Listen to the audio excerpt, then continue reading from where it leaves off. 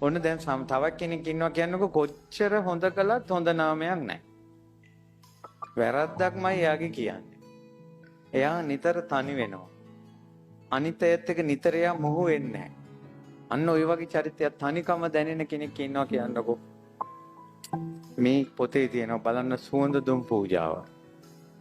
සුවඳ දුම් පූජා කළාට පස්සේ ජනයා අතර ප්‍රිය වෙනවා. අනිත් අයට ඉක්මනට මුසු වෙනවා එයා. අනිත් අයගේ ආදරේ ලැබෙන කෙනෙක් බවට පත් වෙනවා.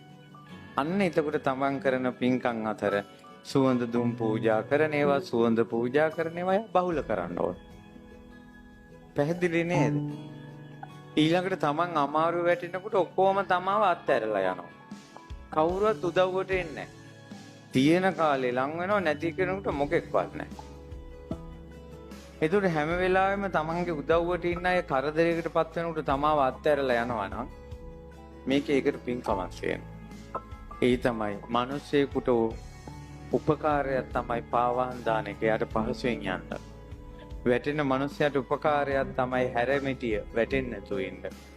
අවුවෙන් වැස්සෙන් තෙමෙන පිච්චෙන කෙනාට උපකාරයක් තමයි කුඩය මේ අවුවෙන් වැස්සෙන් ආරක්ෂා වෙන්න.